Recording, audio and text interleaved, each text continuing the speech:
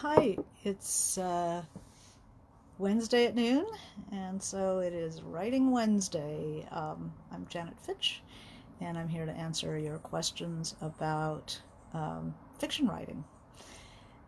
So feel free to add things in comments, and I'll see if I can answer. I had a question today from a reader. Brenda, if you're there, this is your question, and it was a darn good one. I was not here last week because I was teaching at the Community of Writers, which I do every other year, up in virtual Tahoe region. So I was actually right here, but connecting to some wonderful people. And the question that I got today from a completely different source actually appeared in both of the manuscripts that I workshopped at the Community of Writers. So it's obviously something that people are, hey Sakai, it's obviously something that people are interested in dealing with at the moment. This sometimes happens, everybody suddenly manifests the same problem. So, hi Linda, hi Susie.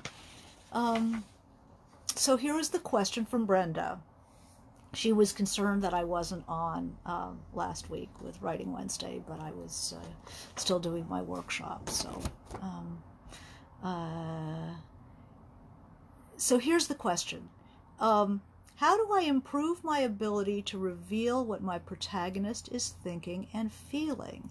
An editor read through her manuscript, and that was the major suggestion.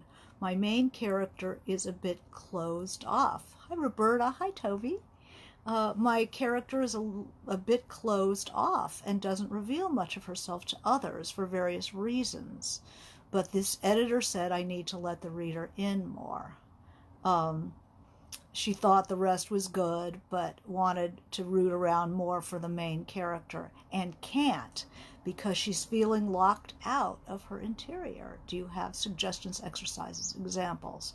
So all the characterization work that you'll see in various videos here. This is an ongoing problem, and my two manuscripts at the Community of Writers both had problems in this respect because their protagonists had been through something that had kind of left them numb or confused about what was going on with them. One was a traumatized protagonist who just felt numb and was going through the motions. And the other one was a young adult who had been through a suicide attempt and was talking to her therapist, talking to people, but not really very active in the internal life. Again, probably a traumatized person. So how do you, and this, I think many people have this problem. How do you have an active protagonist who has been smacked down by something and is in that kind of dissociated space? And I do want to mention now that we're offering, the Community of Writers is offering a little 15-minute consults with several of the teacher writers this Friday. So if you're interested in signing up, go to communityofwriters.org, and it's supposed to be for alums only, but I asked if I could have Writing Wednesday people as well. So if you are a Writing Wednesday person but not a Community of Writers alum, when you sign up under events, when you fill out the form where it says, "Are you an alum?" there's a place you can click for special session. And so all the Writing Wednesday people can still sign up for this, because I'm such an old Community of Writers person. You, by extension, get to be slip in there as a special session alum. So very cool. So if you want to sign up for that, that's Friday. And there's people like Chris Lee and Alex Espinoza, I'm doing it. Sans Hall, who has conducted these really sharp-eyed workshops for many years. Dylan Landis, an amazing writer and very keen-eyed critic. I certainly let her look at my stuff. So she is somebody to jump on. And she was somebody I worked on. I had her manuscript on an individual consult at the Community of Writers years ago, and that's how I know her. So people grow up, and I urge you, if you have a burning question about something that you'd just like to sit down with a writer for 15 minutes and bounce it off of, here's your chance. So anyway, that's just for you guys, and let's get back to the question, Brenda's question. Hi, Brenda, and here's Brenda. So Brenda, I've been doing your question. How do you deal with this cut-off narrator? And you know it when you see in somebody's manuscript. This was one of my manuscripts from the Community of Writers. I'm not going to share very much, and I hope this person maybe tunes in. Is a person, this is like the aftermath of a suicide. So this is going through the day of the funeral. Very tough stuff. But you want to avoid just saying, the person, looked out at the sky, played with their hair. This is not what the person did. Looked out the sky, played with their hair, feeling numb. The least, that doesn't tell the reader anything. So you're creating a character who is in a very bad state. Hi, Yael. A creator, in a very bad state, but you still have to let the reader in. That was what what Brenda's, the editor that was working with Brenda, said. That you have to let the reader in. So how do you deal with a person in a state of shock? So it's not that they walk around telling us they're feeling numb, but you have to, without saying feeling numb, you have to get inside the feeling, walking around with that feeling. So I always say, start with the senses. What do you see when you're feeling numb? You don't, to concentrate on somebody looking around or looking out the window is to be outside of them. Come in. What happens when you look out the window? You see something. So think about what a character who is traumatized sees. Make it count. What do they focus on? If you're in a desperate state, maybe you've just been bashed over the head and you're sitting on a step somewhere bleeding, you're going to see blood, maybe a pattern of blood. You're going to look at things, may look a little differently, like you look at your hands and they look different, or you see something that you normally don't see.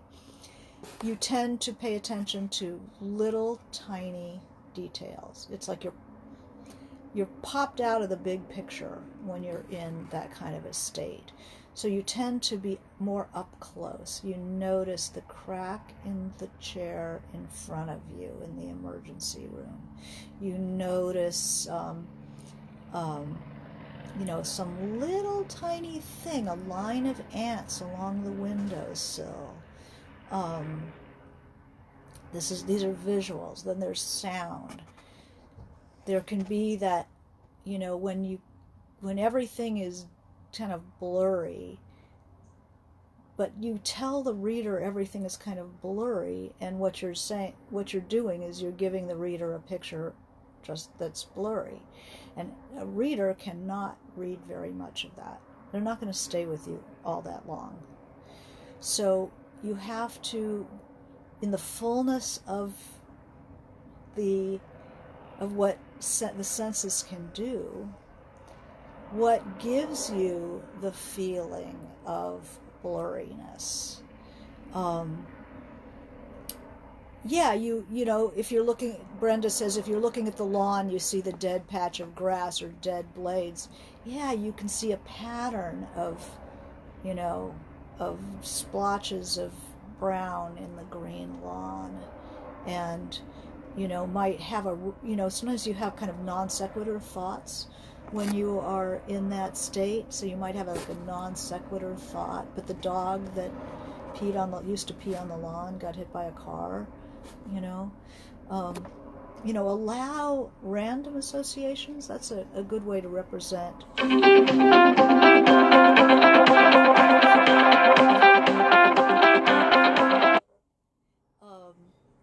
That's a good way to represent the thought. Um, and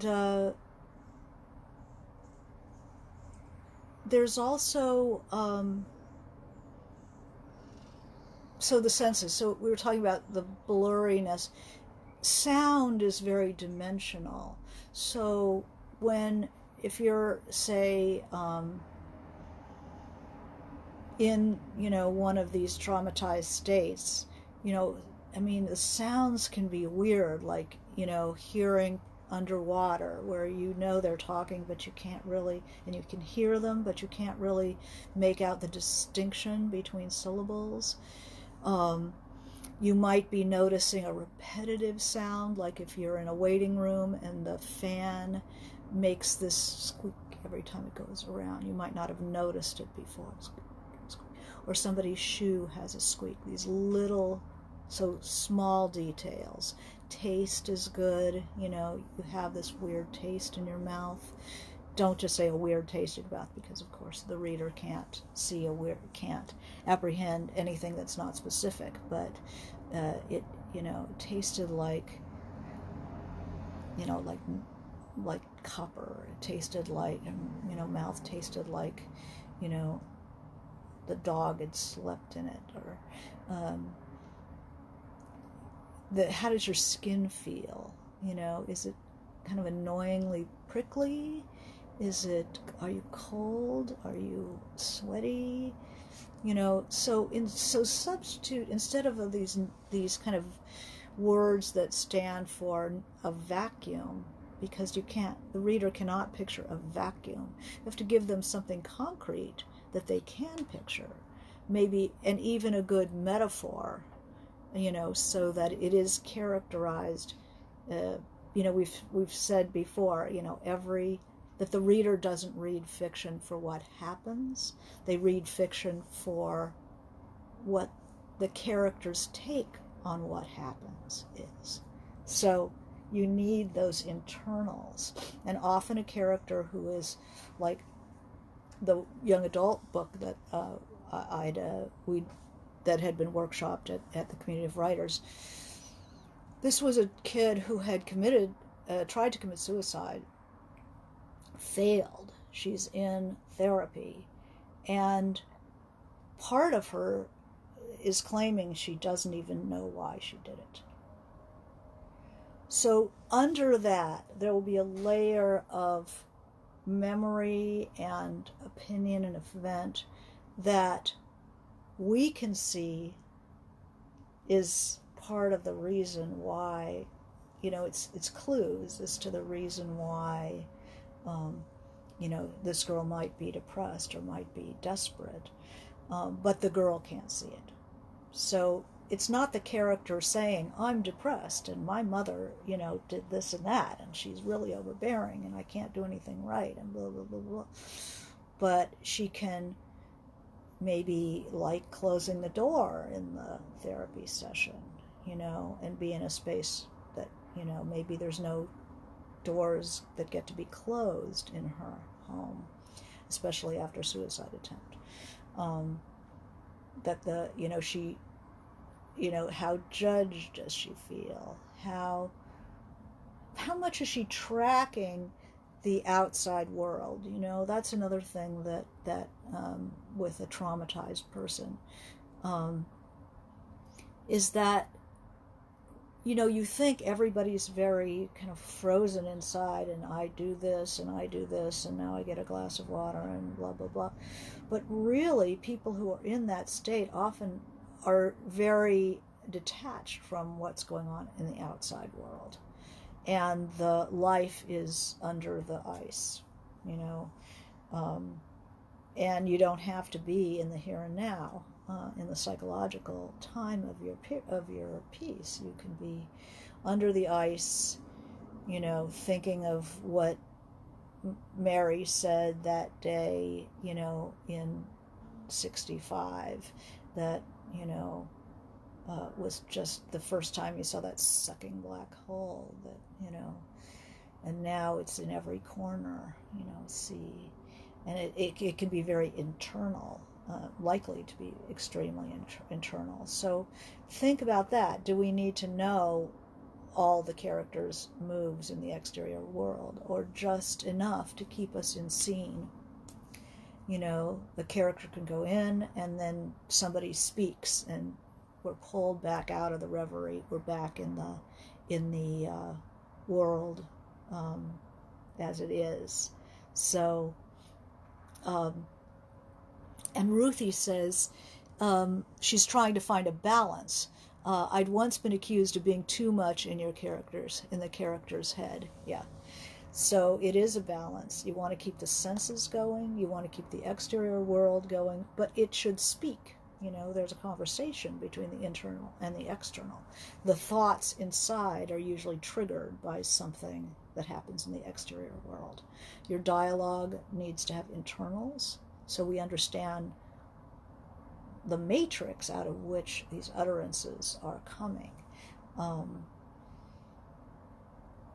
And then, as far as the other things, you always look for the character, three-dimensional character study. If you don't know your character well enough to write their internals, I had that problem.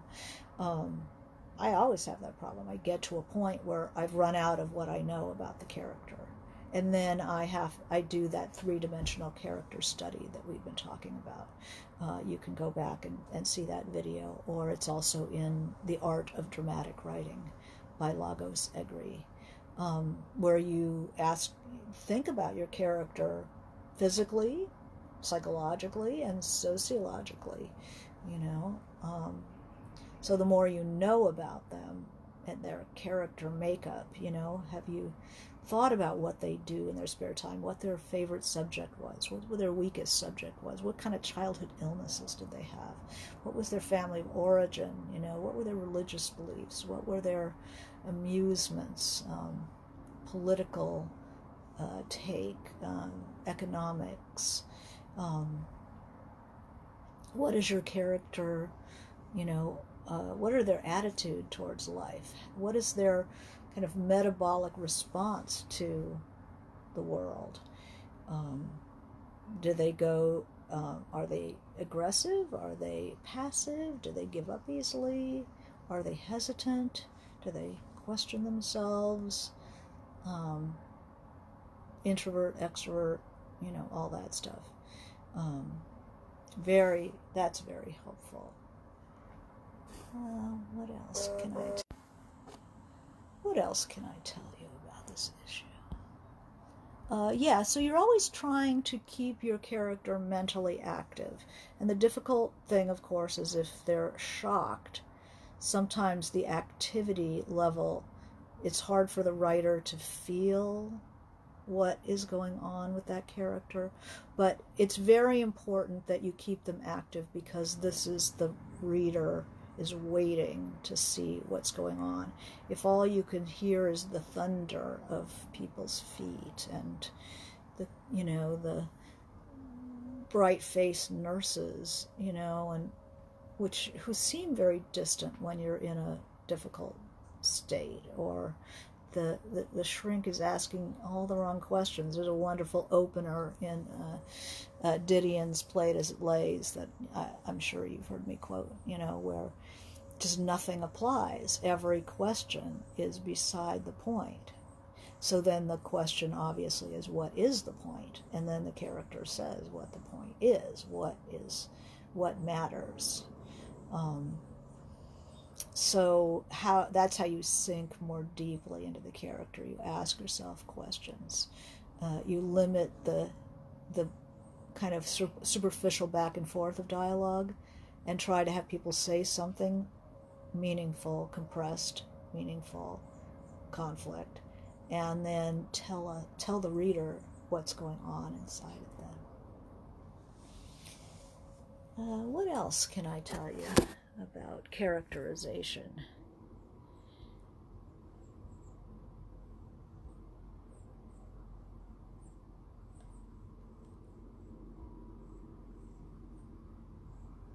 So there's always a spin. There's always an impression that anybody sees through. We get a level, you kind of take their temperature as characters by looking at those metaphors and looking at those word choices. How do they spin it? How do they characterize that cheerful nurse? Cheerful nurse can be seen in two ways, probably more than two ways. But if you think of it as, the cheerful nurse could be a godsend to see somebody cheerful, could just fill that character up again. Or it could be damn irritating, that this person just, can be in the middle of such misery and not even be touched by it, and she'll go home and she'll make dinner and she'll go out for drinks with her friends, and I'll still be here. So remember, there's always spin. That's the most important thing about fiction. So here's Gail has a question. Is it true that if you're in omniscient, you can have other characters comment on what they see in the shocked character? Yeah. You can pull in, you can pull out, you can have the omniscient narrator comment directly on the character if you're omniscient. And you can do it even in a close third or first person, because you can see other people react, and the reader will read that even if the character doesn't. The person, Candy Striper, comes into the room, sees, and then suddenly turns around and walks out. So yes, absolutely. But most of us tend to write either in first or close third point of view. Omniscient is not as usual, but is certainly, you can do this quite well.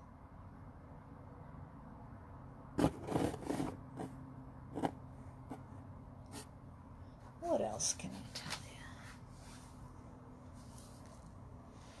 you? Any guidance on who to study to see how it's done well? The omniscient point of view. Well, Tolstoy. Always good. Anna Karenina. That's a beautiful example. Omniscient is difficult. If you're not writing in omniscient, practice in a short story. Practice in a small space, moving point of view from character into a character, out of the character, into the narrator, into another character, out again. And see how that feels, to looking at Tolstoy, at Anna Karenina. Look at that as a model, and then try it yourself. But practice moving the point of view in and out. But if you are writing in a third or close third or in first, it's very important to see through that character's eyes and really wake them up, because there is no separate narrator. That's them, and we need them to tell us what's going on. And for them to be numb and sleepwalking is a dilemma that every writer has to deal with at some point. We've all tried to write that character, and it is like a somnambulist, without internal thoughts. Very difficult. You need, we're looking for that lively reaction, or, somebody just to tell us what the heck is going on. Most of fiction actually is people dealing with tough stuff and traumatized people, and you won't be able to turn around without finding examples of it, because that's mostly what literature is. Okay, well, let's see how we're doing. See if we have any other questions on the interwebs here. Any other character kind of questions? Well, if not, I will just invite you again, if you want to do what the community of writers is calling fiction first aid. If you want to talk to a very skilled writer teacher from the community of writers for a 15-minute consult on Friday, to go onto the community of writers website, look for that fiction first aid. It's the first thing there, and where they ask if you are a member, an alum, which means you've been at the community of writers, to just hit special session, because they're letting me let Writing Wednesday people do this as special session alums. So that's very sweet. Oh, Ruthie, you're going to do it. Very cool. Brenda asks, how about voice? Oh, and see, voice is related, because we express ourselves by the word. The character expresses themselves by the words that they choose to describe their experience. So, it could be a hot room, but people could experience that hot room very differently depending on who they are. You could experience that. So the voice is consistent with the character. So the voice of the novel will be the voice of, that marks your work, and sometimes it's very close to a character's voice, like in Sapphire's Push. It's a first person by an uneducated girl, somewhat intellectually handicapped, precious, and it's all in her voice, which is different than writing a book in which it's a more authorial voice, in which that person speaks and will have certain speech patterns, but their thoughts will be in the language of the writer. So it's like, I wrote Paint It Black. My character is a high school dropout, limited vocabulary somewhat, and I didn't want to be limited by her vocabulary. I wanted to be able to unfold her thoughts, which were very rich, but sometimes people's language isn't up to the level of their really profound thoughts. I mean, everybody knows people like this. So I wanted to be able to use my own language to describe. So the voice of the novel is my voice, tinted with the characters, who's a little combative. So a bit of a staccato in there. So sometimes the rhythm is the voice, the kind of language, the length of sentences, how melodic or staccato, the short sentences, long sentences. The important thing is,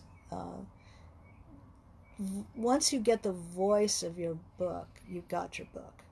People were talking about this on the novels panel at the Community of Writers. Once you have the voice, or a short story, once you have the voice, once you know the language that you're going to use, you're going to be able to write it. So voice is character. It's their physical well-being, how healthy they are, how big a breath do they take? How are they panicky? That would be the voice would be kind of have that bit of a staccato urgency. How sensual they are, do they have long sentences? Do they luxuriate over sensual language, sensual words, because they notice the sensual in life? So voice is character in a certain way. I'm attracted not to energetic characters. This is for Kimberly. You had said that readers are attracted to energetic characters. What about caring, pensive, eternally strong characters? What I said was that you need your protagonist, who's your camera, right, to be mentally active. So not energetic running around. A thriller, you probably need that, but not... you need a character to be mentally energetic, to be noticing things, thinking things, having reactions. And a pensive, caring, eternally strong character can absolutely be very active internally. So yeah, there is no problem with that one. And then Corey asks, how do you go about humanizing a brutal character so he or she doesn't become a cartoon villain? Well, that's a very good question. I love writing my villains. Villains are very interesting. And you humanize them by inhabiting them. Nobody is a villain to themselves. Everybody makes perfect sense to themselves, and what they're doing makes perfect sense, and they feel justified. A person who hurts other people feels justified in doing that. So try to kind of say, well, what if, let's give the devil his due. What does he think he's doing here? Why does he feel this is justified? And then let the reader hate them, for what they're doing. But it becomes less black and white when you can see it from their point of view. That's why novelists would make terrible jurors, because we see it from everybody's point of view. It makes it rough. So you never want... There are no cartoon people. People all have their reasons for doing what they do. So if anybody is a cartoon, or if anybody is a stereotype, the writer has not explored that person as a three-dimensional character. They all have their reasons for doing what they do. And so the three-dimensional character study is always a good thing to do, even for a villain. All right. Well, I hope you have a good rest of the week. If there are no more questions, that's right. Villains in different books. Roberta, how do you show that a protagonist sees a villain who feels they are doing what may be viewed as evil? How do you show the protagonist sees the villain? Well, the protagonist doesn't have to understand why the villain does what he does. The villain himself or herself will present what they're doing as completely you have to understand, nobody ever asked me if I wanted to blah blah blah blah. They can be very seductive, and it can confuse the protagonist for a while, as to, well, this guy is sounding weirdly convincing, you just have to, Brenda, go on to communityofwriters.org and find and sign up, and then wait and to see a question, are you an alum, and then look for special session. Yeah, I can't actually post a link like that. I'm telling you guys. So anyway, I'm hoping that you enjoy. You enjoy. Thanks, Megan. Thanks. um, yeah, yeah. The readers decide who, and then you, of course, as the writer, can direct that. This was a question by it's Wendy. So should you let the readers decide who to root for?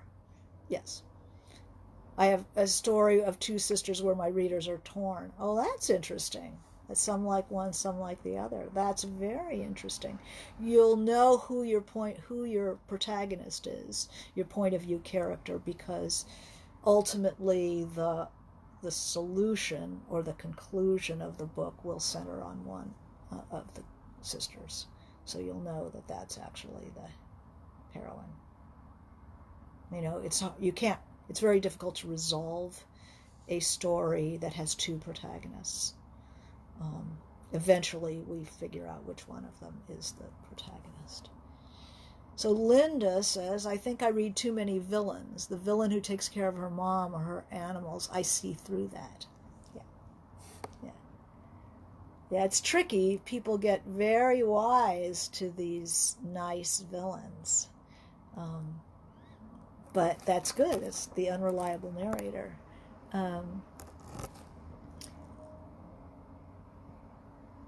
All right. Well, listen, I wish you good writing, and thanks for joining us for Writing Wednesday.